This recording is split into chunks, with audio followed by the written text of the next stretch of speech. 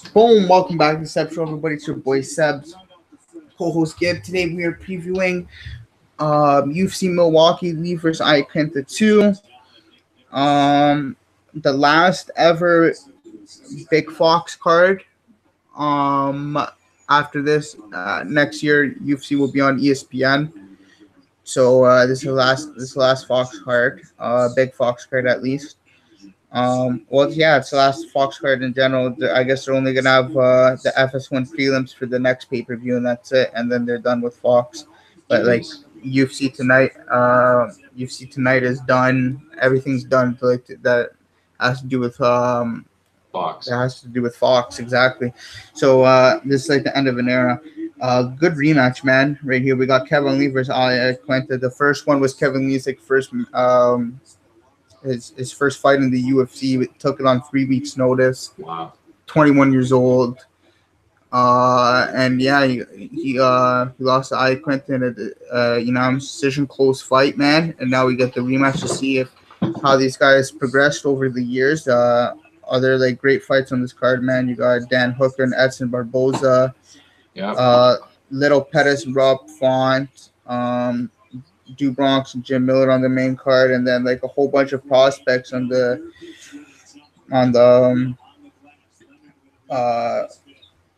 undercard there, the prelims. You got a whole bunch of prospects. Dwight Grant,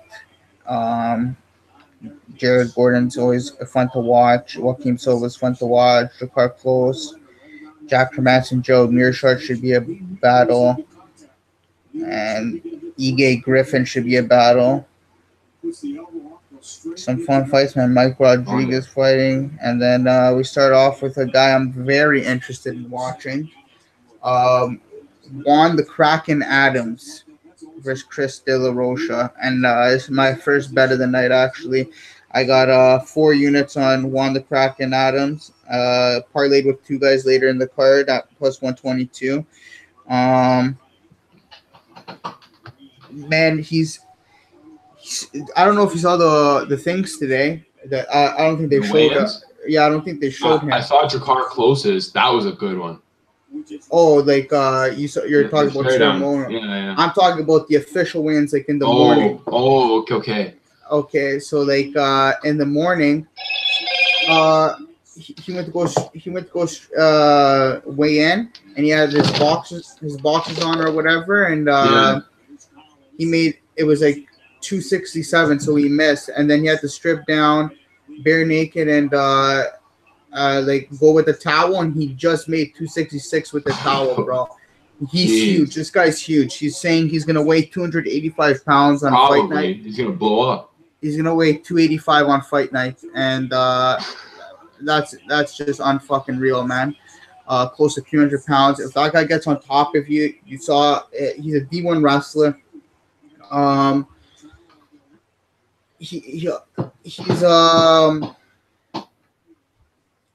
He's a little green on the feet. I'll give you guys that. It doesn't have the best jab setup or whatever. It doesn't have the best hands up yet. Uses a teep kick to use his distance and whatnot. But man, once he gets you down and he starts landing that ground pound, it's very vicious. It is very vicious ground pound. It's dangerous. Teep couldn't get up from that. Yeah. So, and I see him taking down Chris De La Rocha here, a guy who I don't think has been taken down in the UFC actually. With his bigger frame, but I think Juan's going to take him down with his D1 wrestling and just smash him in the first round. De La Rocha's last win was against Rashad Coulter. Guy moved down to 205. A horrible fighter, in my opinion. Terrible fight, man. I thought it wasn't a very good performance by both guys. What, you like that fight? Oh, it was good to watch. It's a great one to put on and just see some throwdowns, but you're right. Yeah. I mean, it's not the most technical and the most efficient fight you want to watch. I understand that. Yeah, like I don't know, man. De La Rocha was gassing and stuff. He was getting punched in the face a lot too, and then you go watch his other fights, man, where like he just got destroyed by Adam Milstead, or absolutely destroyed by Daniel Omalanchuk. in like 48 seconds. Battered. Yeah.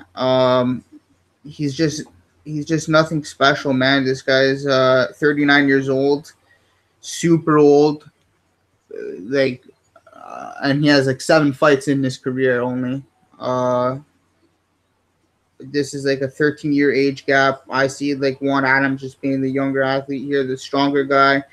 I see him being really strong and just getting the takedown here and smashing De La Rocha with some nasty ground and pound here and finishing him off in the first round. What do you think?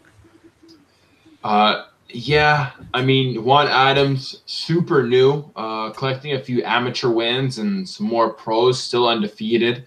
Went on to the Dana White show and real good fight against Sean Teed in a really bad spot where Sean Teed kind of ate some damage on a takedown and kind of dropped in an awkward angle. I mean, Adam was right on it and jumped on him. Landed some big shots. I think he was out around that point, but as he kind of came to, he actually went for a heel hook, and Adam even got out of that one. So I thought that was pretty good. And he had tons for him if the fight were to go on to the late rounds. He's got a good 1-2. He does wing a few shots, and in that heavyweight division, there's a lot of clumsy stuff that goes on. But, man, he's got that berserking style, and he's willing to walk through damage, shake off shots, and cross-counter you to death. And sloppy or not, he's got a clean takedown. And he's really good at hitting heavy shots off the break in the clinch. Whereas Chris De La Rocha, I mean, he's just a golden chin. I'm going to absorb everything and see if I can beat you up as well. His fight with Coulter that he won was just a maniac fight, man. I mean, he took some big shots right before, and it looked like he was out. He hit Coulter and cranked him on the floor, and then Coulter rose right back up and hit him with a big, huge combo. They went back and forth about a bunch of times in the first round. I thought Rashad Coulter pretty much bodied him in the first and was going to win it. But in the second, sure enough, I mean, like the coach said in the corner after the first round, like, don't get into a brawl with this big Mexican, man. Like, he's just going to eat your punches like Tic Tacs and beat you over the head with something when you're in close. And that's what he did. And then when he got mount and he realized Coulter was done, I mean, that weight just really cements you to the floor, and he's just going to start going for the ground and pound. And no matter how slow he goes, he can still end you with just the weight on top and just having you in a spot for a minute, 2, 3. You can't deal with that on top. So, I mean, he's got the experience, but obviously the age is a little slow. There's a lot of slip-ups in heavyweight, man. And Juan Adams is always waiting for it. So I think Juan Adams gets him off a break or some sort of kind of stall in action. Chris De La Rocha isn't the quickest off the jump and tends to get beaten to the punch a lot before he gets better in the second and third round. So I think Juan Adams hands him in the first, or hell, even a decision before the. Definitely not a decision. Definitely not a decision. Hey, man, I can't see if this guy stays standing and just keeps absorbing shots, you never know. But I mean, I think Juan Adams knocks him out. Can you see me? I can't. I think my camera is off. It is. Yeah, you turned it off. If you can get that back, but I can still hear the voice and everything. Okay, let me just try and fix this super quick.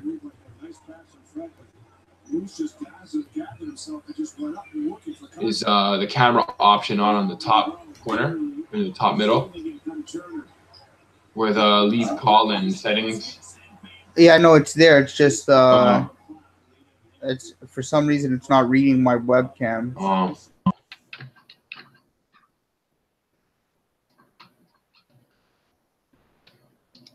Sorry, I have to be right back.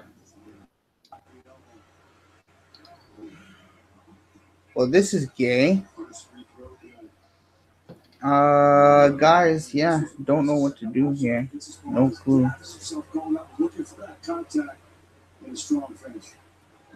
Why is he not playing? In his ninth season, and Stauskas collecting points from the foul line. Oh man, don't tell me this is gonna be like this for the whole thing.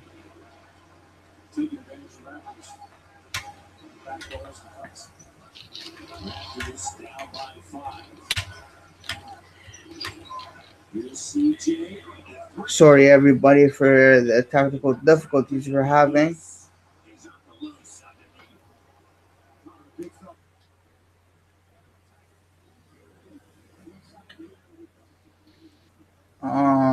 Yeah, I might have to just do this actually. Might. All right. I can see you now. But the audio, I can't hear you right now.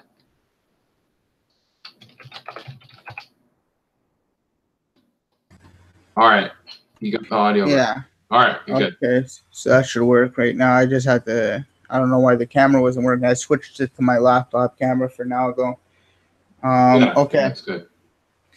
Okay, coolio.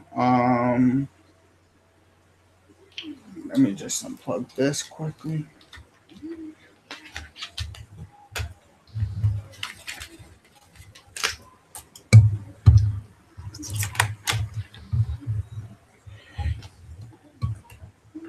Super sorry for the technical.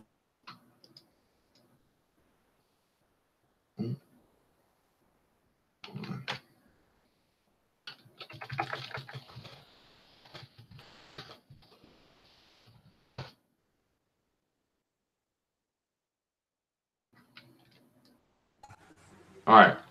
Back with the audio. Okay. Oh, it's hard just because like my phone's charging, so I have to like jump back and forth and shit. It's hard. Whatever. Next up we got Adam Milstead taking on Mike Rodriguez. This is actually my second play of the night. I got 3 units on Mike Rodriguez at plus 140 to win 4.2 units. First of all, I don't think Adam Milstead should be a high favorite against almost anybody in the UFC. The guy's good and everything, but like he's a little bit of a brawler. It doesn't have the best takedown defense as we can see, but I think this is going to be a stand-up war anyways. I think Mike's going to distance him with the kicks and the punches and the range. He has an 82.5-inch reach. Mike's the better striker all around. I can see Mike knocking him out. But I can see Michael pointing him as well for 3 rounds. Just landing the harder, more efficient strikes, being the better striker, being better on the ground. I think he's better wherever this fight goes. Adam Milstead, on the other hand, I know he's had this problem with wrestlers and stuff, and he did look pretty good against Jordan Johnson, but until he got clinched up. Yeah, he got clinched up a lot, but Jordan Johnson isn't the best striker to gauge yourself against, like a guy like Mike Rodriguez. But Adam Milstead, he took some shots against Chris De La Rocha, took some before knocking him out. He lost to Jordan Johnson, and then he lost to Curtis Blades, or it was a no contest with that. Where he like tore his ACL or whatever it was.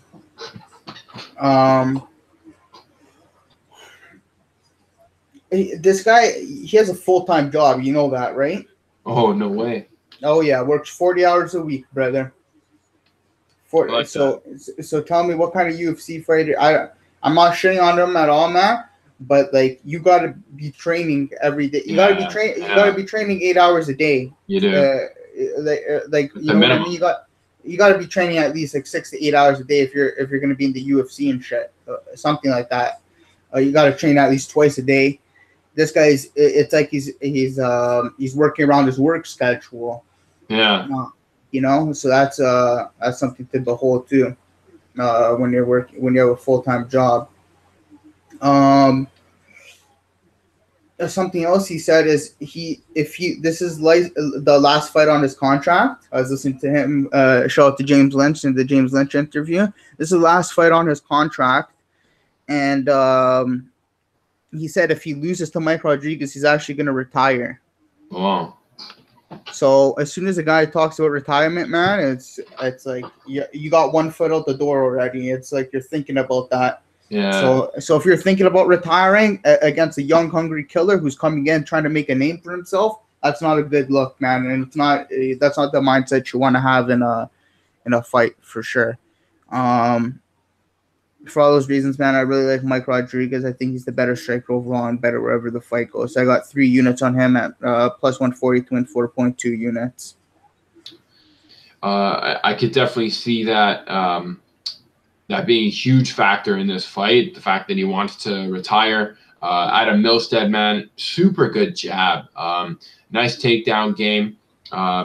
And Adam Milstead did kind of come into a bit of a problem with Jordan Johnson, as he was able to clip him with a lot of big right hands, and he had an uppercut in his face. But when Jordan Johnson started to pressure him and get a nice lockup on him, it was a little too easy. And when he was pressed to the fence and generally could only really get out of there off of the ref breaking it up, or being able to see Johnson kind of let off a bit of the steam or pressure if he wanted to rest. And he likes to get back into the action fast with lots of singles, and tends to admire his work a little too much when he lands that one big shot. He needs to. I thought he rocked Johnson a few times, but I think if he would have pursued it and maybe pressured him a little bit more, he'd be able to crumble him in that fight. Big problem is sometimes he won't throw anything else but that right hand. He's very dedicated to it, and he'll either live or die by it.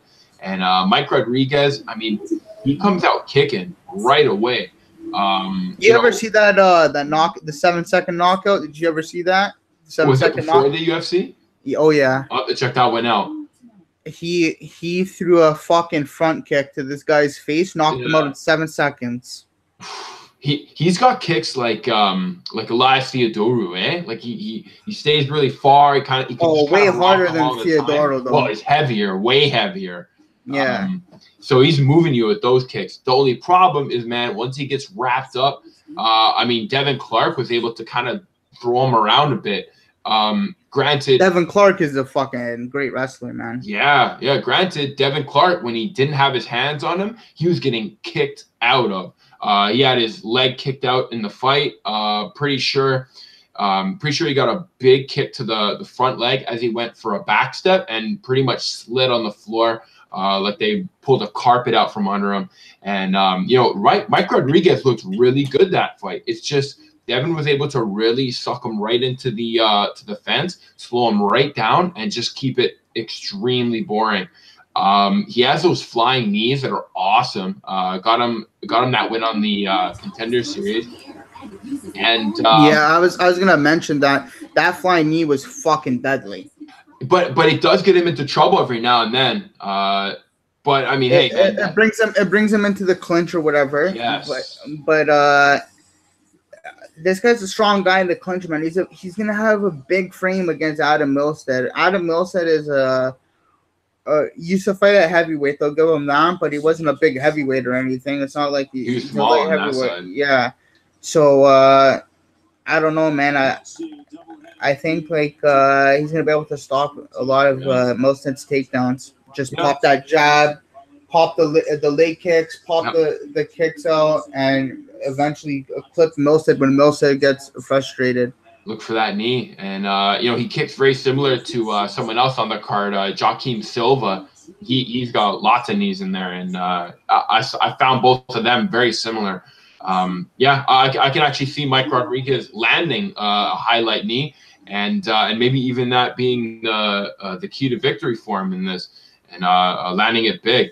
But, Milstead has a lot of power, especially in that right hand. But it's just not consistent enough, I think, to stop Mike Rodriguez, especially if he's going to hit you with that rangy kick. So I think Mike Rodriguez beats him up, and hell, maybe he gets an early victory off of a flying knee or something. Watch out for that. All right. So next one is Dan Ige taking on Jordan Griffin here, and I was gonna bet Dan Ige, but man, like I saw Jordan Griffin has some pretty good takedown defense, decent takedown defense, and like Ige, if he doesn't get the takedown, he gets tired, man. He is constantly shooting for that takedown. He's using his hands to set up for the takedown. He's just he's trained a lot with Khabib and shit, so that's like who is I see it. Yeah. So he tries to like grapple, I guess, like him, but he's a black belt in jiu-jitsu. He is nasty. I'll give him that. And he's got the Hawaiian spirit, but falls short of the striking range. I think Jordan Griffin's a way better striker than him. I think Griffin's a better striker than him, and fucking I got I don't know, man. Fuck, it's hard to pick this one. It's hard to pick this one because if Griffin stays standing with him, I think Griffin picks him apart with 3 rounds. But I think Ige can maybe grind out a decision, so I'm gonna go with Dan Ige here. Okay. Yeah. I mean, Dan Ige has a pretty relentless pace because I'm not sure. I kind of went back a little bit before the UFC and saw a fight with Ronaldo Braga in Titan FC, and he was bleeding all over the place early, and kept coming forward, taking this guy down. And this guy's a high-level jiu-jitsu threat. But, I mean, with the constant takedowns and big aggression on the ground, it was nothing. He can really pull people's front leg out, and that's all he needs. Once he gets more leg kicks on people, really started controlling him, and there's nowhere he can go. And once he gets those right hands and leg kicks in there as well, he cornered him in the 3rd round and just threw him everywhere. Recent fight with Mike Santiago, very strong takedown and top game in the Santiago fought. No telling what could have happened if he got to the ground again. If you're not too sharp, if you're not sharp when you hit the ground, it could be over and lights out, man. He's got quick hands and he's got a good tackle. Jordan Griffin is savage, man. He's 6'2" like glue, swings for the fences, cross countering. Like that Maurice Mitchell's fight in the Dana White Contender Series. He's never intimidated by feints. I really like that, and it's rare. He's got a nice hands-down style, backs up a lot of opponents early, and for his blitzing, he always blitzes lots of 1-2s. Had to survive on the ground against Mitchell after a takedown gone wrong, almost catching a north-south choke, and he quickly got leverage off the cage and got out of the duct somewhere, and got out. Low hands, he got that nice southpaw style, and kind of yet to be tested in the UFC. And he got 3 wins before his debut. So it's going to be his first time out there, and I think Dan Ige is going to take advantage of that. Tough fighter, so if you do clip him early, he's going to still be in your face all day. So I think after Dan Ige gets clipped, it's going to get interesting because both of them are going to stick to each other like glue, and then it's just a factor of who falls apart during the fight. I like Dan Ige on the ground on this one. But you never know, man. I just like his takedown game. So I think Dan Ige gets it. Yeah, I feel you on that. His takedowns are nasty, and he definitely has a grappling advantage because he's a black belt, and Jordan Griffin's a purple belt.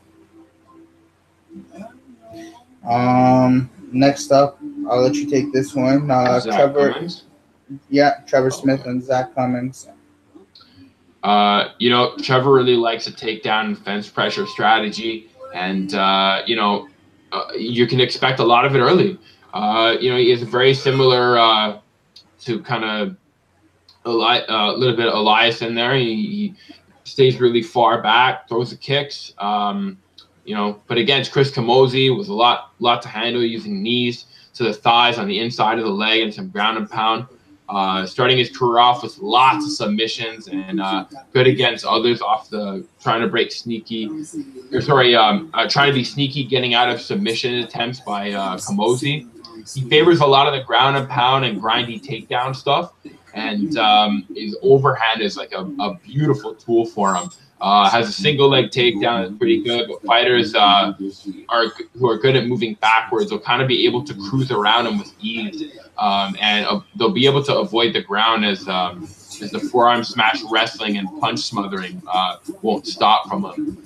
When he gets that ground game going and he really starts to up his punches from really little to really big, in that grind he'll start to forearm smash people, and that seems to really screw others up on the ground. Zach Cummings, man, rough split decision against Prazeres. He handled top pressure pretty well, and I think that was Prazeres' first fight at the heavier weight class. So it was a bit of a new ground for him. He had a good high kick. I think he needed to use them a little bit more to keep people back. He has a nice left hand with a good southpaw stance. Tags fighters who sit for too long, and while also being pretty fence busy on knees. Really tight thigh punches. What's it called? Lots of good holding and stalling clinches. Having Prazeres grabbing the cage just to stop him.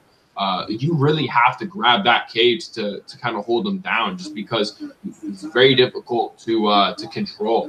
And he's always moving. He's always throwing body kicks, really crazy body kicks that stunk Prazeres on the floor in the first. And he had to really fight that to get back up. I think Zach Cummings takes it, man. He's got a pretty good body kick, man. A little bit boring, might have to push the angles, but yes, this actually Zach Cummings moving up to 185 for this fight. And I don't know if this is the first time in his career at 185, but it's at 185. And what scares me is just like Hot Sauce is he's a grinder, man. Hot Sauce is a grinder, and he's looks for the takedown. He's got good jiu-jitsu. He's good in the clinch. He's strong, and he's strong at 185. Zach is probably fought the better competition as of late with Prazeres and guys like that. But it looks like he had like one fight at 185. Oh, did he? With who? Yeah, he lost it to Dylan Andrews. Oh, like before the UFC? Oh, actually, it was in the Ultimate Fighter. Oh, it was at he probably tried out for the Ultimate Fighter 185. Yeah. But yeah. Pretty much. Zach can keep his distance and use strikes and whatnot. He can probably outstrike Hot Sauce here and maybe knock him out. But man, I don't know. I'm going with Hot Sauce. I think Hot Sauce can grind one out here. Yeah. Just maybe, you know. Oh man, that rinse and repeat strategy, like, it wins people fights.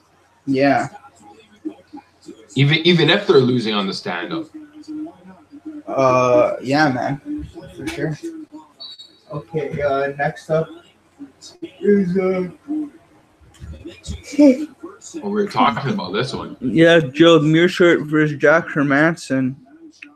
And I was looking at playing Jack Hermanson here. I just think he used to be a national wrestler. He's really good. He's got a lot of good movement too. It moves around really well, and it throws in this leg kick. I think he's a pretty good striker, man. Really good.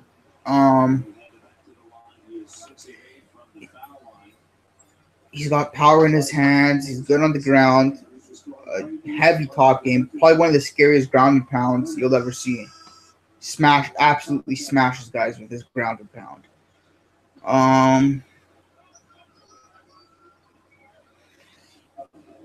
I think he can take Mearshart down here, and just ground pound Mearshart possibly.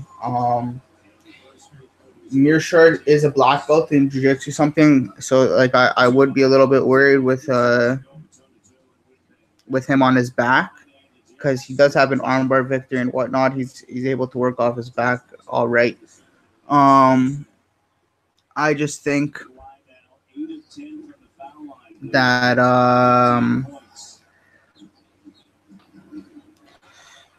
this is a tough one, but I like the Joker. I think he'll be able to take Mearshart down. I think he might have the slight advantage striking. I'm not sure who has the advantage striking. It's a close one. It's actually close on the ground too. It's close on the ground too. But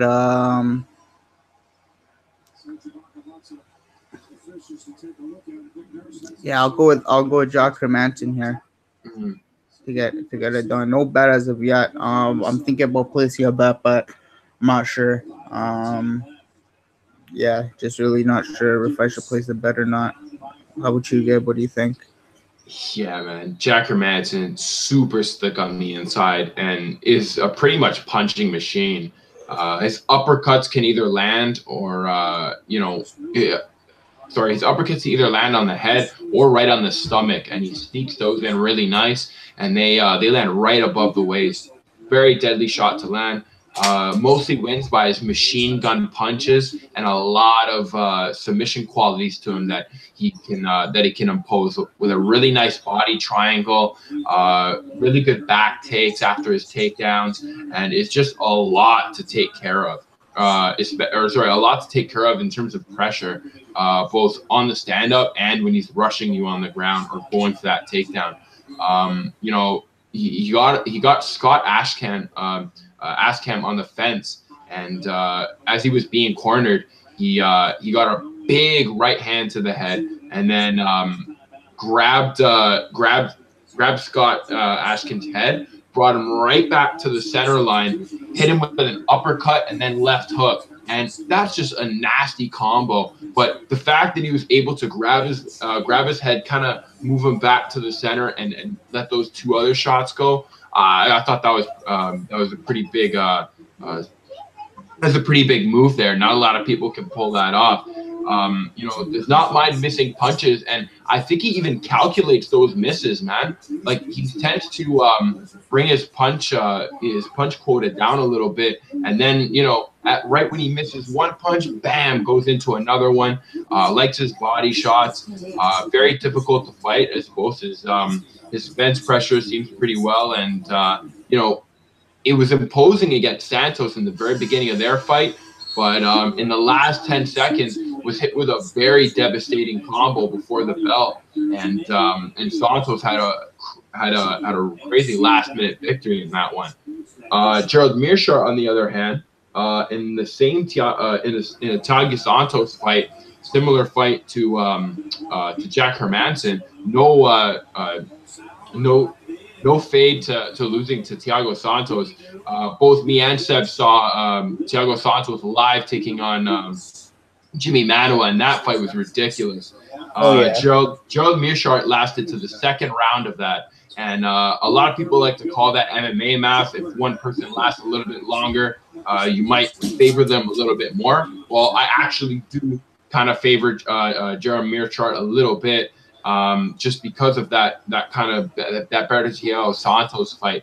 He had a great body kick in that fight that he landed against Eric Spicely, and he tried to impose it in the Thiago Santos fight, and landed it, but just not with enough power that he needed. Also throw into the fact that he goes into a guillotine. If you think escape is possible early, he goes for 1-1-2 combos, double jabs, right hands, throws a kick to mix in for good measure. In terms of striking, I think both him and Jack Hermanson are pretty close. I think Gerald Mearshart throws a few more body kicks, but Jack Hermanson definitely has the hands and the punch speed. Obviously, Mearshart has that better Thiago Santos fight. where he did last quite a while. But I did think that Jack Hermansson put a lot of fear into Santos early with his very hard punches, whereas Meerschaert tended to be a little bit more passive, which maybe made Santos give him that lasting a little bit longer to the second round. So I actually kind of want to take Jack Hermansson in this one. He's got the better hands. I think he's got some great combinations and very dangerous early and throughout the fight. I think Jack Hermansson is going to be very deadly. And hey, if he gets to the ground, better watch for that body lock. Jared Meerschaert can also pull it off too. So it's a pretty good mirror match, this one. But I got Jack Hermansson. Yeah, I feel you, man. This one's like it's pretty close on paper. I don't know still if I'm going to bet it or not. I'd like to. I don't know. I'd like to bet it, but we'll see. Okay. Next up is Joaquim Silva. Yeah, Jared Flash Gordon and Joaquim Neto BJJ Silva. This is see this. I like this card already because this card already has bangers. It has Ige and Griffin, Meerschaert and Hermansson, Jared Gordon, Joaquim Silva, bangers. Yeah, you know. Gordon in the last fight fought Diego Ferreira. Just look at Camden Ferreira just fucking dropped him. Grabbed his arm and did some next police. Oh yeah, what was that? You don't see people pull that off. He said he learned that from the Texas police because he trained. He's a border patrol officer as well. So he's they teach that shit in border patrol how to when you're fucking subduing the person, Yeah. So that's what he did. It was like he was arresting him. Oh, that was brutal. Yeah. He just fucking gave him bombs. It looked almost sporadic, like he just went for it. But yeah, now that you mention it, it was definitely just through training, man.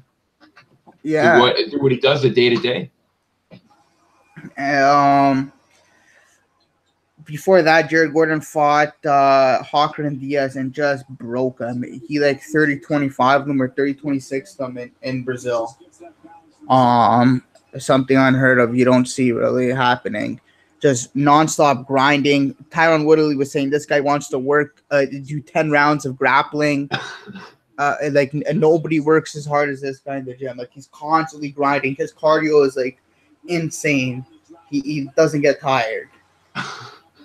And bro, this guy was a former crackhead and I heard about that. Heroin addict, homeless on the streets, and this is when he was on heroin when he was fighting for a world championship, Dude, he's like Matt Browner like that, and we all know how dead he is. Jared Gordon's actually overdosed 2 or 3 times already. And he's been sober now for I don't know how many years. I think 3 years or something like that, or 2 years. And even his fight against Michel Quinones, where it just beats him down, he grinds him up. I could see that happening in this fight, man. I can see him taking down Joaquim Silva and just grinding Joaquim Silva out and getting a submission or something. Because he used to train at Hensel, trains at Duke Rufus, it's now Rufus Sport. He trains with guys he spars with guys like Paul Felder, Anthony Pettis. Yeah. So he sees this kind of shit. He sees the kicks and he sees the power. Joaquim has a lot of power, I understand, but he definitely has a problem with the takedown defense a little bit, I'd say, and he doesn't work too well off his back. Very patient striker. Jared Gordon's very active striker, always in your face, always pressuring. Joaquim's more of a counter striker, waiting for the big shot and whatnot. I'm going with Jared Gordon on activity here. I think he wins a 30-27 decision or gets a late submission. Yeah. Jared Gordon is a grindhouse. That guy will do it from start to finish and will not stop. You have to stick and move with Gordon. because if you're really trying to land those kicks to slow him down, you know, and they don't, he's gonna be right up close to you, and there's no telling how long it'll take for you to just get an inch or two away from him to breathe until he's right back in your face. He followed Hecron Diaz to the floor and really hurt him in the second round. You can throw knees on the fence, even more punches. Good at sticking a jab and a right hand out there, ducking, putting another 1-2 combo together. Like, he's always working. He's a workhorse. Doesn't care what punches he throws, as long as he's doing something and it's consistent and it's bothering you. He's got a speed walk, which I think maybe it has a bit of a double-edged sword, seeing as, like, I mean, karate guys love it because they can just line up all these kicks on you because you're walking. But I mean, when guys are kind of moving backwards a lot, running around, I mean, it's that walk that gets people to the cage. It's that walk that almost makes them back themselves into corners. And you know, he likes to loop punches and stay close by. Great reaction time. You know, he took out Hecron Diaz a few times, taking down, going for takedowns, and was rocked early, putting you know, hard work coming forward, man. And he'll eat a few punches. He'll eat a few punches and kind of walk through it like a tic-tac. But you know, he's fought a lot of tough opponents. Makes a lot of small movements, and I like that as well. Mixed in with that walk, those fast, quick movements also get him around pretty easily. Whereas Joaquim Silva, on the other hand, man, this guy has a really good battery for stand-up as well. Being able to put knees and overhand rights and uppercuts, hooks in there. This guy's a gunslinger when it comes down to it. Getting instant respect from anyone he gets in the ring with. Picked apart Razam Madadi on the fence with body kicks, quick uppercuts, those same hooks that I was talking about. And defending someone like that is really difficult. Turning around a lot of off-balance situations that Madadi tried to put on him, and takedowns. But you know, his switch knees are just crazy. Similar to Mike Rodriguez, man. Only this guy's light, and these knees are going to be quick. Super fast hammer fist once he gets people to the ground, like that hammer fist that that Mighty Mouse has, or that just once he starts throwing his hands, it looks like a cartoon, just hitting somebody multiple times. Again, I agree with this one. This is going to be a banger. I guess to be a little different, I actually kind of want to get Joaquim Silva on this one, just because I've been seeing that knee a lot in these in the tape for this upcoming fight, and I think these knees are onto something here. Not that they weren't ever, but I mean, Joaquim Silva knows how to transition those in there and really make them look clean and kind of hide them behind other stuff. So I think he'll be able to sneak in and get that get that knee in there while Jared Gordon is trying to grind him down. So I think Jared Gordon might walk into some big shots by Silva. Yeah, that can definitely happen, man. Just give me a second here. I'll let you take the next fight. Bobby Green versus Jakar Close. You know, I really like this fight because Bobby Green is just man, he has a real good eye for punches. He fits in that kind of Floyd Mayweather stance, and looks to kind of throw those lean back punches. He has a crazy split decision over Lando Venata, which I recommend everybody watch. It's just a fun fight to get on the TV.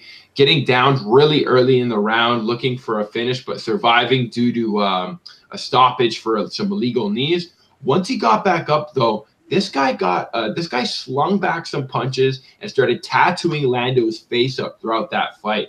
Good jab work, lots of toughness, sticking in the pocket, and just being a really good and very decent counterpuncher, walking backwards and running backwards, no less. This guy has a very, very rare skill, and not a lot of people can fight off their back foot and fight while going backwards. Danny Green embraces it, just loves it.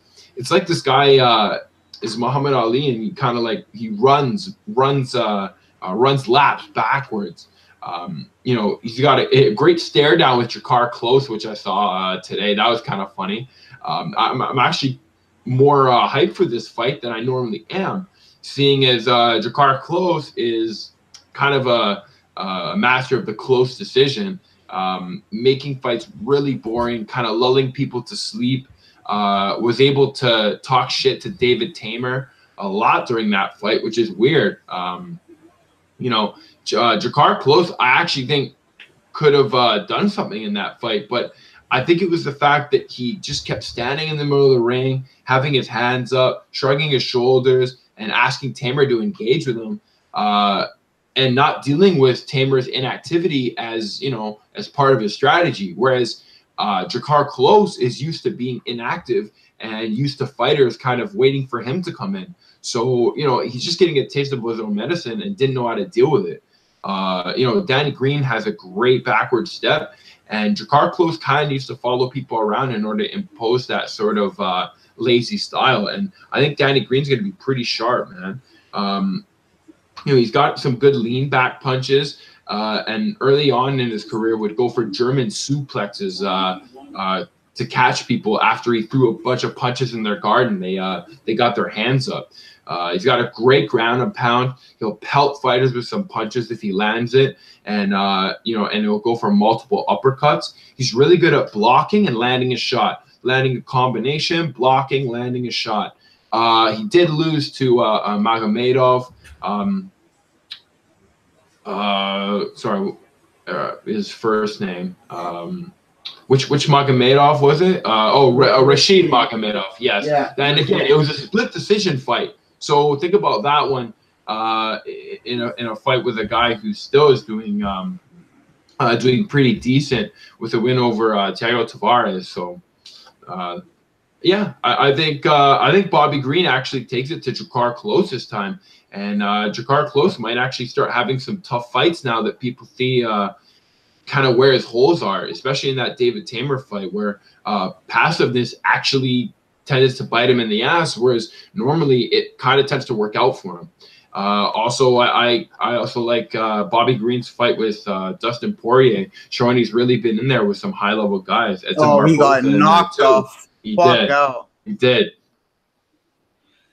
Okay, so let me say my piece. Bobby Green, you know what he likes to do? He likes to box with his hands down. Something he likes to do. Yeah. Likes to roll with punches. You can't roll with punches when you have 4-ounce gloves. They're not 16-ounce gloves. You can't roll with them. It doesn't work.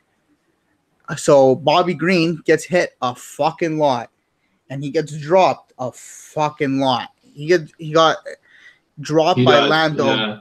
Yeah. He almost got finished by Lando. If Lando didn't throw that illegal knee, you're right. Yeah, that was an early stoppage too. That fight would have been done if he didn't throw that illegal knee. But he threw it, whatever. Fucking ends up being a draw after Bobby Green wins the next 2 rounds. Jakar Close 30-27 Lando Venata. 30-27 though. Made it boring, sure, but that's the type of fighter he is. He's gonna go for those low calf kicks. Yeah. He's gonna press you up against the cage. He's gonna clinch you. He's gonna throw knees in the clinch. He's gonna and when he's not fighting, he's hitting you with straight shots in boxing, and he's always trying to go for the clinch. If he gets a takedown, he's a good wrestler. He has a good top game. He's actually got 4 knockouts. I'd like to see him to get a knockout here. I think it's possible. I have him in a 3-unit parlay with somebody later in the card.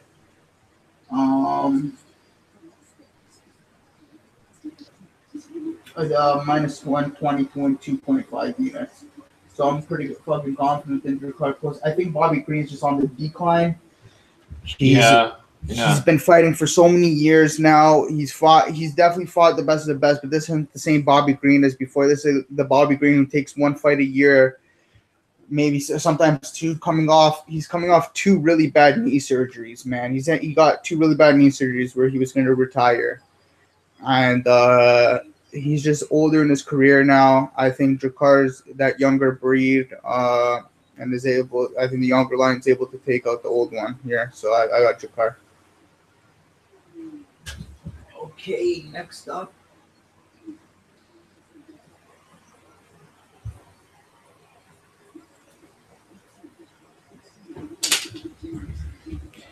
Dwight Grant and Zach Otto. Yeah, I couldn't see that. Oh, okay. It's all good.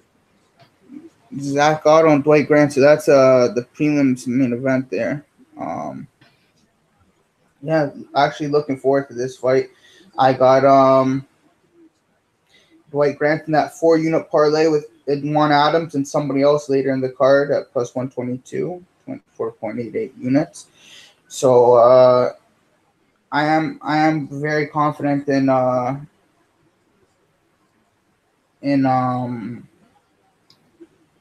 Dwight Grant here. I think he's the better striker without a doubt. I've seen Zach Otto quit. Zach Otto quit against Li Jingliang, just covered up really badly. Got schooled against Sage Northcutt. Schooled. He was doing okay though. He got a big knockdown in that round. Yeah. He hit him with a huge overhand. And Sage recovered, and he just fucking went to work. Yeah. Zach Otto's just looking for that takedown. If he can't get it, oh man, the only his win, the only decent. It's not even a decent win. It's fucking Mike Pyle. He knocked out Mike Pyle. That's what you should do. He's 43 years old. It was his retirement. It was a gimme. Other than that, he's been to split decision with guys like Josh Berkman, man. I think Dwight Grant runs all over him. I think Dwight Grant knocks him out in the first round, man, steamrolls him. I got 4 units on Dwight Grant and Juan Adams and somebody else later in the card at plus 122 to win 4.88 units. Yeah. I mean, I tend to not pick the guys coming right off the Contender Series into their first fight just due to inexperience and maybe not the exact tools and knowledge of what wins fights and what to kind of utilize. But I mean, Dwight Grant had a crazy fight with Tyler Hill in the Dana White Contender Series. Told to stop looping the right hands after by his coach in the first round, but that's what gave him the fight.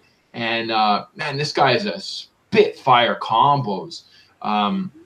Has to wait a while in order to throw back again every now and then. He sometimes takes some recharge time, but the punches that this guy throws and getting his even if he gets his front leg kicked at a few times, especially by Hill, who's a pretty good kickboxer. I mean, the feints and the slaps that he has with his left hand, man, they really confuse people. And that overhand was landing all day, both sides, ending the round with some combos too. So if you want to see someone who throws punches from beginning to end, you don't want to blink against Grant, because at the end of rounds, very, very strong in the last 30 seconds to 15. Always runs forward into damage, but can easily backstep fast and rely on his reflexes, reloading, and bang, getting a few more punches off on the job. He always looks for a lot of feints, a lot of good hooks. Whereas Zach Otto, on the other hand, he's got some pretty fast takedowns, and he can go for a big over the top right hand that he landed on Sage Northcutt. But again, he just could not clinch that fight. Sage was very strong after that big right hand hit. I don't know how. It looked like he was out actually, but he was able to defend a little bit, and then by the second round started to open up a bit and actually got it. Zach Otto was doing really well before that. Knocked out Mike Pyle. It was a gimme, but only really losing to Jing Liang, who's still pretty high level, I think. and I think it was in his hometown. So the guy's hyped by the crowd. I'm pretty sure he got his black belt at the end of that Mike Pyle fight. Yeah, that was cool. When you get a black belt, yeah, he knocked him out. Never seen that before. I was about to say that was didn't weird. even get a submission, but he got a black belt. Okay. Yeah, your coach is good, brother. He knows what he's looking at. He doesn't mind that basic rinse and repeat type strategy. Land the one big punch, take to the ground. Use a lot of that toughness. Start throwing punches on the ground, little stuff. Likes the low kicks. He was very kick heavy in that Jing Liang fight, which he lost. I'm very weird about that because he's normally good when he keeps those kicks high and keeps the numbers up. But I'm not sure if that might work for him on. I'm pretty sure that would work for him on the Grant fight. But I still got Grant. I think he's still pretty raw. But I think he ends up clipping Zach Otto with something big here. And this guy hurts. He really sparks some combos in there. Yeah. I got Dwight Grant for this one. Dwight Grant is a dangerous man for sure. The body snatcher, as they call him. Only has one submission, and it's an amateur. Seriously. Wow. I thought he'd have a little bit more than that. But yeah, he's mainly a striker anyways. Yeah. I'd like to see a little bit more, but I mean, if you're winning fights like that, why change it, right? Yeah, exactly. Let's go to our next fight, which is the main card. Jim Miller taking on Charles Oliveira. Oh no! Hold up, I just think Frank Mir got knocked out. Of course he did. Fucking Frank Mir. Man, Mir's a beast. Let me just watch this for a second. How did he tapped? Oh, no way. Oh, man, that was bad. He quit, man. A lot of people quit in Bellator. Bro, he was getting a clinch strike. Wasn't even that hard. Dude, did you see when Chael Sonnen got submitted by Tito Ortiz? By Tito Ortiz? Come on, man. You couldn't get out of that? Fuck. What I just saw was this. Like, just a little clinch strike, and then Frank Mir went like this and started tapping him on the back of the head like he wanted no more of it. So he tapped, like, standing. Oh, yeah. Go watch a replay of that. That was fucking horrible, bro. Oh, wow. That belongs in De La Hoya's fight league. I love De La Hoya's fight league. Really? Yeah. It's fucking awesome. Even with Chuck Liddell? I don't know, man. With Big Chuck getting mucked? Not really. That's a fun house over there. I don't know what they're doing. Darren Wynn, 5'5", and fights at 205 pounds. I say suit up. What? I say suit up Dana White and Oscar De La Hoya. You put those guys in the ring. Oh, Oscar wants it. He said, "Get 3 rounds." Let's do it. He said on the Canelo card on May 24th, on Cinco de Mayo, he wants to fucking fight Dana White, bro. 3 rounds. I want to see it.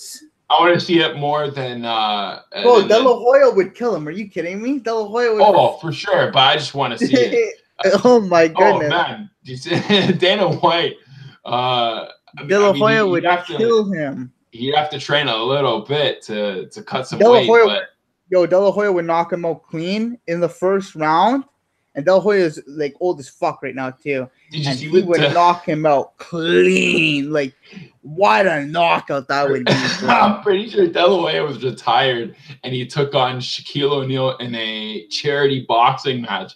And he still didn't look too bad against someone who's 6 foot like monster or 7'1", just beastly. So if he could beat up Shaq, he could definitely beat up Dana White. But I just like they've been talking shit recently. It's pretty funny. Yeah, I agree. I think it's pretty jokes as well.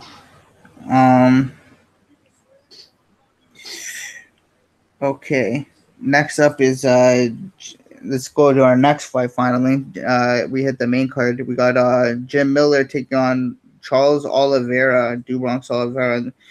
This is actually who I have in that 3-unit parlay with Jakar Close. I got 3 units on Jakar Close and Charles Oliveira at minus 120, 2.5 units. Oliveira's a monster, man. Most submissions in UFC history, more than Royce Gracie has 11 now, 11 or 12.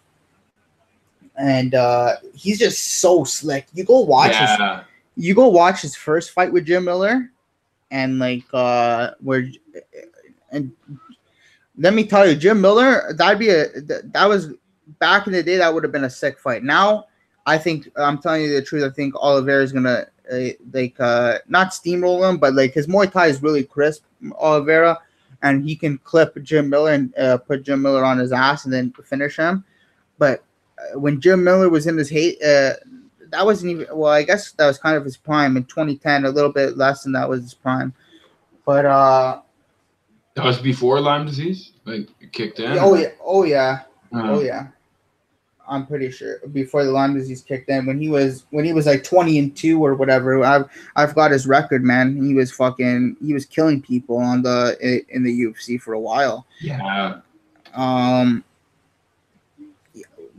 Now I gotta go check his record when he fought Oliveira. What was his record? Let me check.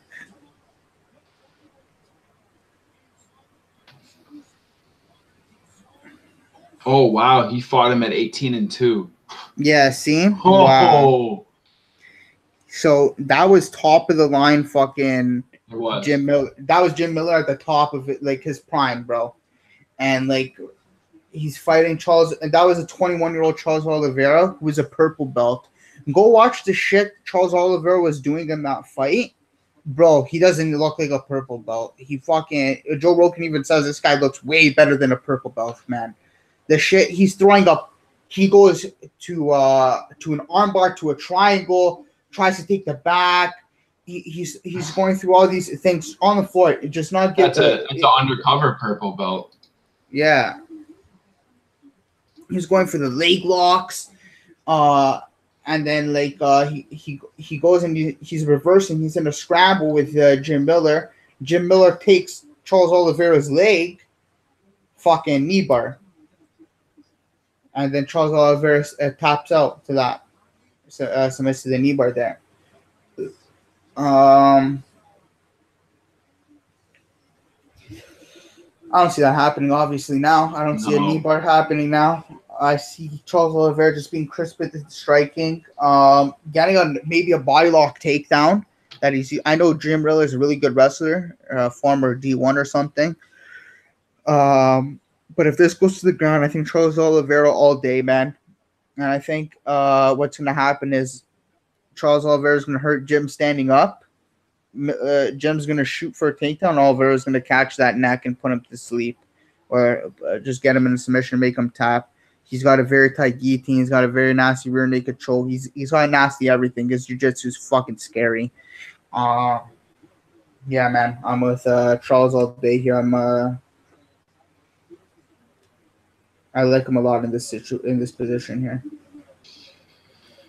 Yeah, I definitely get Charles Oliveira, man. He's got everything. Got great kickboxing, great boxing. But it did seem to hit a bit of a peak at times, especially in that Anthony Pettis fight, where Anthony Pettis was kind of able to stand with him. And in those standing exchanges, Charles Oliveira was really only able to land a few punches or kicks in between when Anthony Pettis was resting. Anthony Pettis gave him a pretty good beating on the floor after they exchanged some good submission stuff. I think Oliveira went for a pretty nasty armbar on Anthony Pettis and got a pretty good body lock on him from the back. But once Anthony Pettis started to throw down with him, man, it was a good night, and they got a guillotine choke that fight. Jim Miller had a fight with Anthony Pettis that went a little bit better. He still lost, but it was It was a little later in the fight. We went to decision and had both fighters kind of trading submissions. Whereas Jim Miller doesn't exactly get out of submissions. He puts you in a really big submission trouble as well, and really rolls with things. I like that. He gives you threats while he's getting threatened. He better not do that against Oliveira, or he's fucked. Well, hey, you might even think about going for that knee bar like last time. But I mean, hey, that could be history's greatest mistake there. You know. I dare that motherfucker to go to the ground.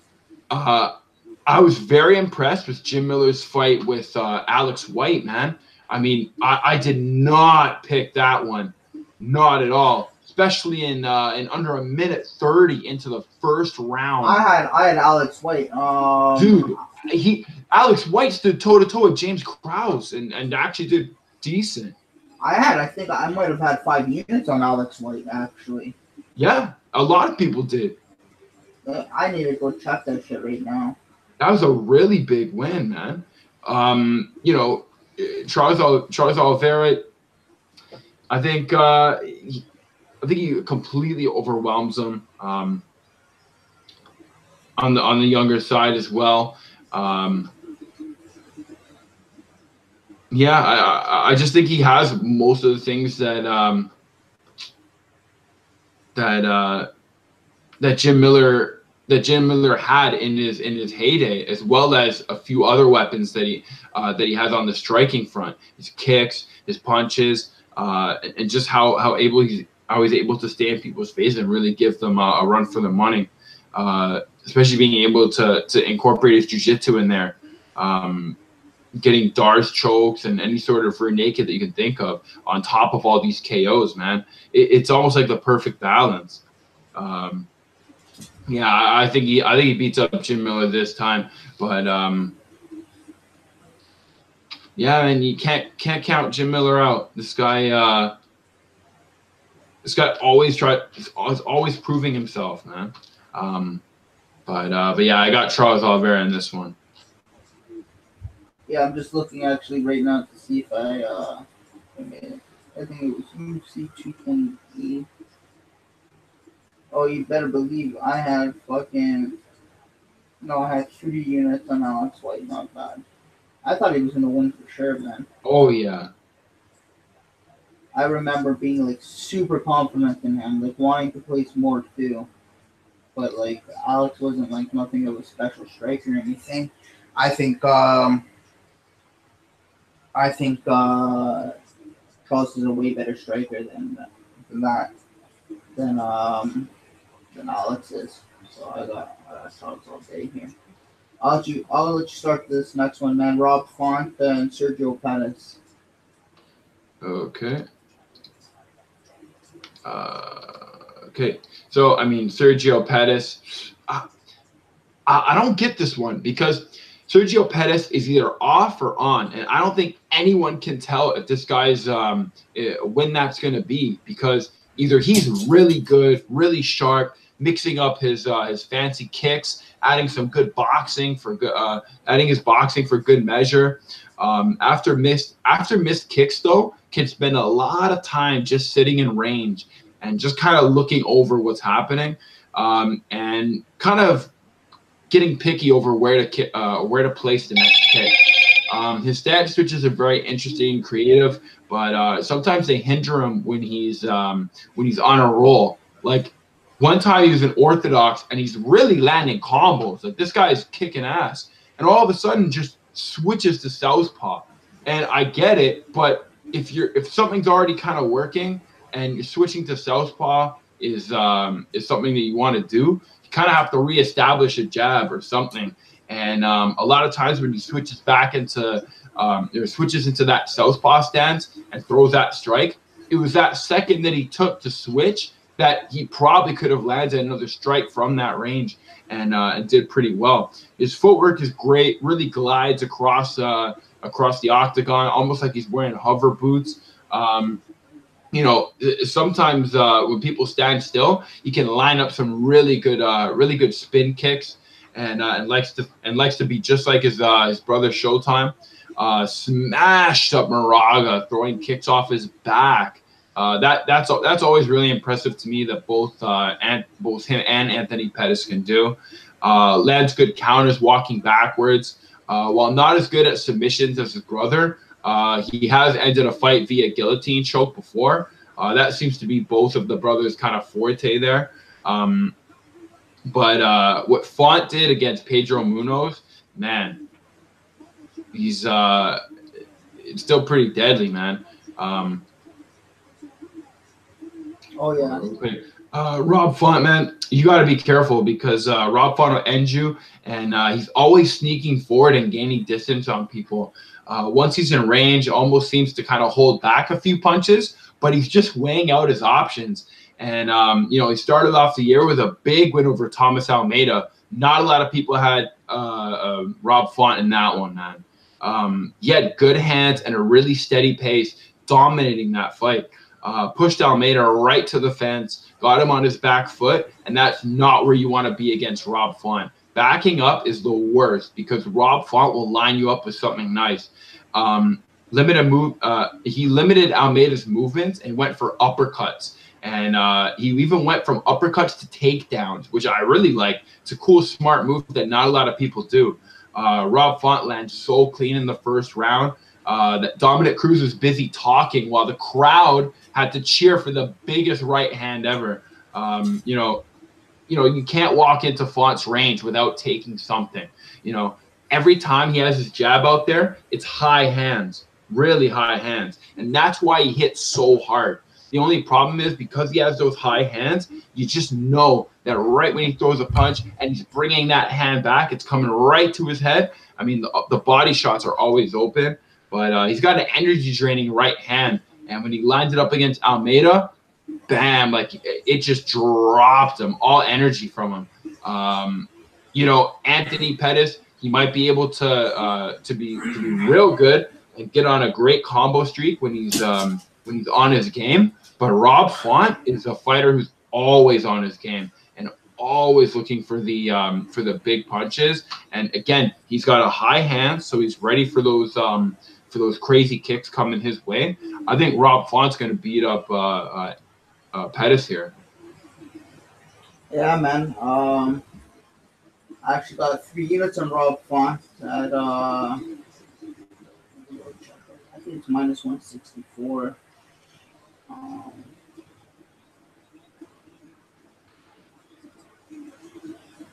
3 units, Rob Font minus 164 to win 1.82 units.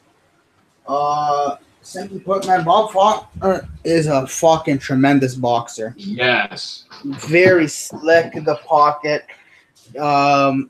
Hits you very hard. Very straight punches. Reminds me a lot of Dustin Poirier when he boxes. Absolutely.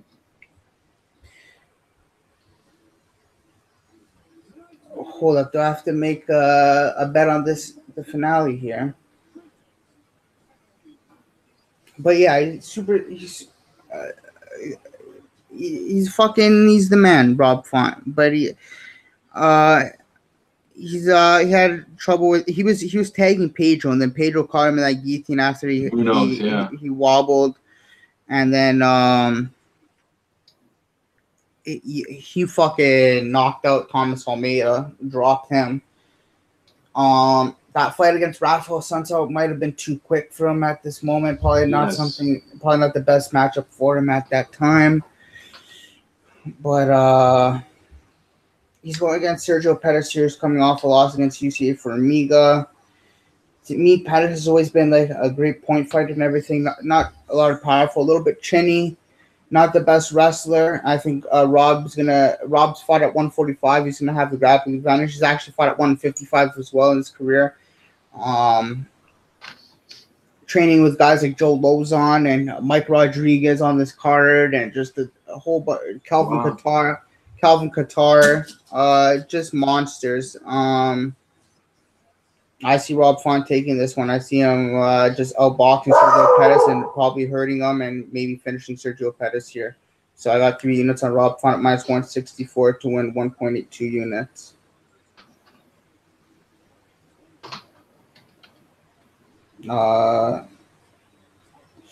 To take the next one as well, the co-main event, Edson Barboza versus Dan Hooker. All right. Dan Hooker, I mean, what can we say about that fight with Mark Diakiese? Ending that with a choke in the third round with a quick guillotine after Diakiese threw a final flurry. And he was kicked during his takedown entry as Dan made the move to defend and push off the takedown. The reason I like this fight a lot is because he was able to avoid a lot of Diakiese's interesting kicks, and Barboza has a lot of those. Now, I think Barboza is a little bit better at lining those up. He's been doing it a lot longer, and his split-second timing is just so on point, man. Some of his jumping knees, some of his spinning kicks, and his especially his spinning heel kick is just deadly. But Mark Diakiese has that spinning heel kick down fat, and Diakiese could not find Dan Hooker with those kicks. Dan Hooker had a great game plan, stayed real close, hands down, real low, mid to low kind of style. We did see him switch stances at times, but he only did it situationally, which I think is the right move for a stance switch. Dan really knows how to knee and elbow, but has a very good sense of where the spots are to put that in. He doesn't dart back and avoid damage. I mean, he really stays in there and sees how many of those short elbows, short knees, or any type of kick that he can land. He really takes what he can get in those fights. On his 4-fight win streak, including a win over Gilbert Burns, who recently beat Oliver Mercier at the event in Toronto just last Saturday in a great fight as well. Good at staying just far enough to avoid shots while skating back in to land at mid-range with kicks and defend takedowns, and even put pressure on the fence, man. Sneaky right hand, good level changes, and he gets Diakiese's back in the late second round, and I can see it going the same way if Barboza misses those kicks, because I think Hooker's going to be going for the takedown. And Edson Barboza's takedown defense is very high in the very beginning, like a lot of other fighters. But again, once it starts taking that decline, Edson Barboza's takedown defense just starts to drop. And obviously, we saw it in that Kevin Lee fight. I mean, that's just a fight that you must watch. Kevin Lee and Barboza is just an awesome fight. Barboza has Kevin Lee off of his rocker in a few moments of that fight, hitting Kevin Lee with some clean kicks before the 5th round stoppage, and even before that, he had to fight Khabib Nurmagomedov, pretty much like the same fighter, just constant pressure, constant punching on the ground. And very difficult to get up against both of those fighters in order to impose that spinning kick type of strategy. Now, he does have punches, but he kind of uses them to line up those kicks. He does have very active hands, and will kind of put sand in the eyes before flashing a kick right in the rear view mirror of you. But man, you cannot sleep on Edson Barboza because of that, like I said, that split second timing and decision making that he has. That has always been on his side for a lot of his fights, even fights that he's losing. Looking at his loss over Kevin Lee one more time, man, he was landing a lot of kicks, and that was the big thing that Kevin Lee kind of feared in a way. But I mean, Kevin Lee is one of those guys where if you drop him, he's coming back tougher and tougher and tougher. So guys like that are definitely going to have a big drain on him. I think Dan Hooker, very calm, very composed. He's been doing well recently. Trains at Tiger Muay Thai. So no, I think City Kickboxing. Oh, really? Yeah, City Kickboxing. Okay. It's Tiger Muay Thai on Tapology. Yeah, because that's where he was there before. He's trained there a few times in the past. But I guess not for this camp. Yeah, just not for this one. Okay. But I think he'll be able to match those same kicks with his Thai kicks, and maybe even be less fancy and more effective. I think Dan Hooker wins this. Yeah, man. I'm all over Dan Hooker here. I got 3.5 units on Dan Hooker at Dan the Hangman Hook. I got 3.5 units on Dan the Hangman Hooker at -105 to win 3.33 units. Um, very confident in him. He's so accurate with his shots, his knees, his left hook on Gilbert Burns, his knee on Ross Pearson, his knee on Jim Miller. He's dangerous. That guillotine or that ninja choke he put Mark DeCasey in. Oh yeah. Oh man. Dangerous. I think he's gonna crowd Edson here with a lot of shots. He's gonna have to mind the leg kicks and the switch kicks and whatnot, but he's gonna throw his own leg kicks and whatnot. I think the advantage here is gonna be in Hooker's hands. I think Hooker's gonna hurt Edson Barboza, and I think Hooker's gonna finish Edson Barboza in the second round here. So I got 3.5 units. I think he's just I wouldn't say he's a more tactical striker. He might be the better all-around striker because he's better blocking and everything. He's a better grappler. I think if he wants to take this to the ground, he can very well submit Edson Barboza. That'd be a very smart path to victory actually for him. But yeah, I'm going with Dan Hooker here. I got 3.5 units on Dan the Hangman Hooker at -105 to win 3.33 units. And then we came to our main event of the evening. We got Kevin the Motown Phenom Lee taking on Raging Al Iaquinta. This is a rematch of the first fight, actually, that happened when Kevin Lee was 21 years old, as I was mentioning at the beginning of that podcast here. He was 21 years old. He was fighting on a 3 weeks notice. First fight in the UFC. His UFC debut was against Al Iaquinta. Gets rocked in the first round. Gets dropped, actually. Looks like he's going to get finished, and then recovers amazing, takes down Al Iaquinta. He doesn't take down Al Iaquinta. Now I need to go see how that first round ended. I'm pretty sure it started out with Kevin Lee getting taken down, getting knocked down by the he got knocked straight. But Kevin Lee does get him on the floor, remember? Yeah, and that's in the second round. Is it? So I just want to see him get clipped here. You know, he knew that Lee is also very aggressive, so look at Al adjust, right? Yeah, I'm just watching it right now. Kick by Iaquinta. It moved his head off center in doing so. Playing the matador a little. Yeah, so he hits him with like a jab. Powerful jab across. But don't you think Kevin Lee just gets better as he gets knocked down? It depends. But Kevin Lee regained for his first fight. He regained all his shit back here. He gained his senses. He's fighting back, and he's in the pocket. Yeah, he's fighting back, and he's going for a takedown here.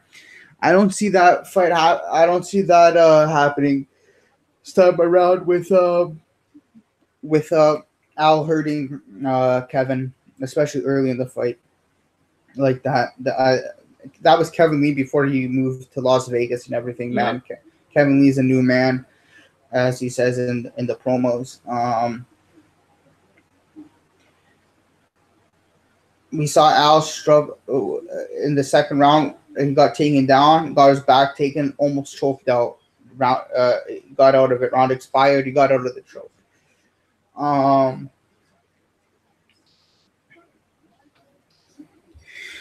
We've seen Al before with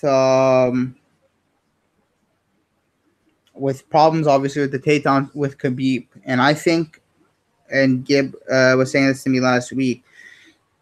Fucking Kevin Lee's right up there with Khabib in the wrestling. Yes. Right up there with Khabib in wrestling.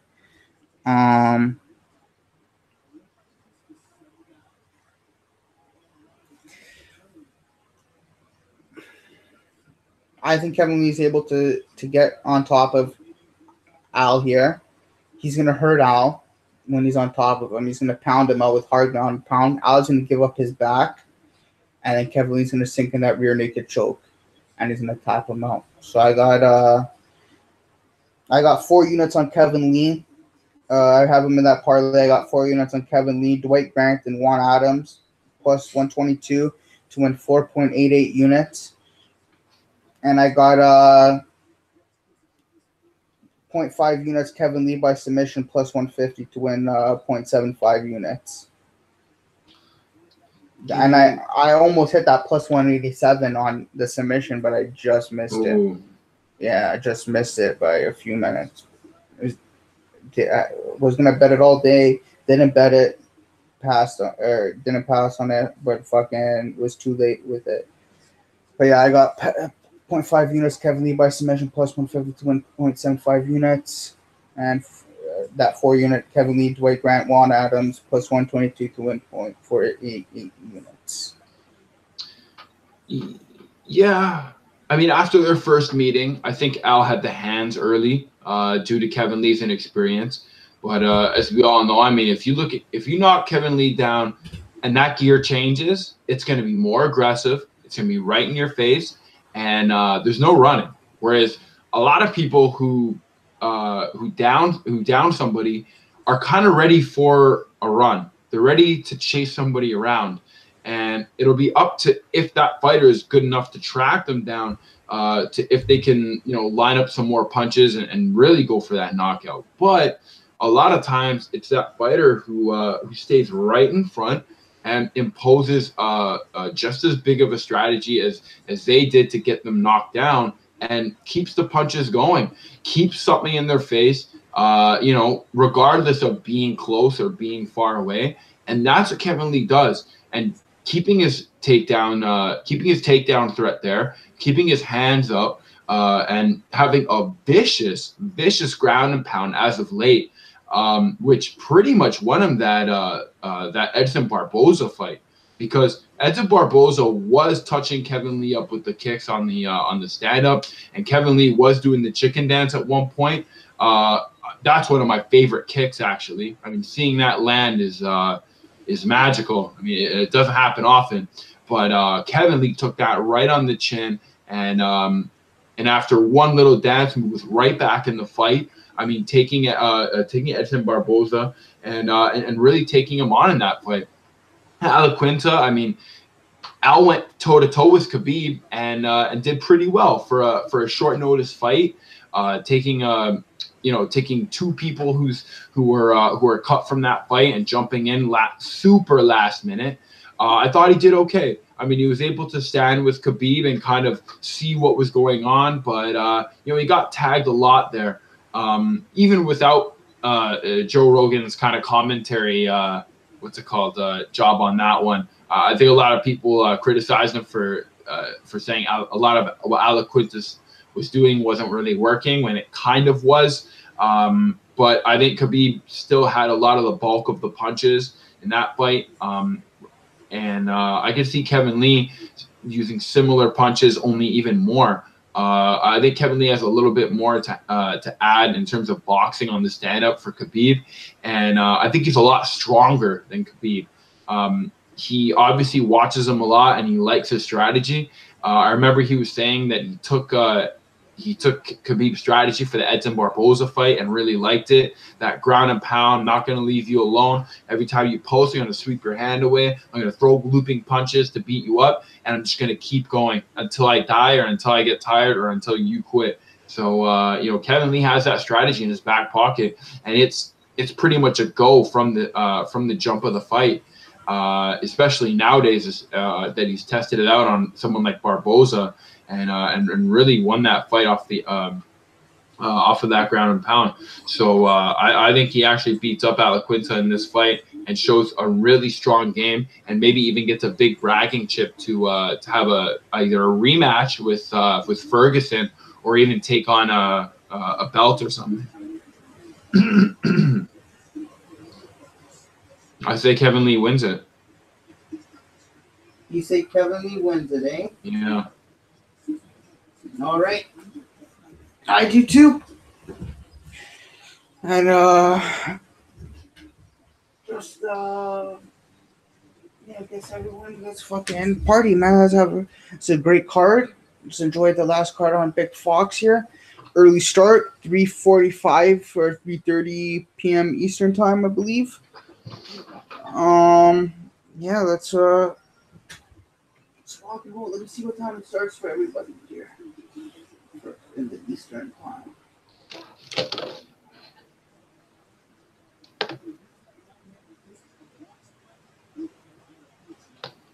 4 p.m. So it starts at 4 for everybody. 4 p.m. Eastern. 4 p.m. Eastern time. Okay, so great. We get the afternoon of watching fights. So everybody enjoy that tomorrow.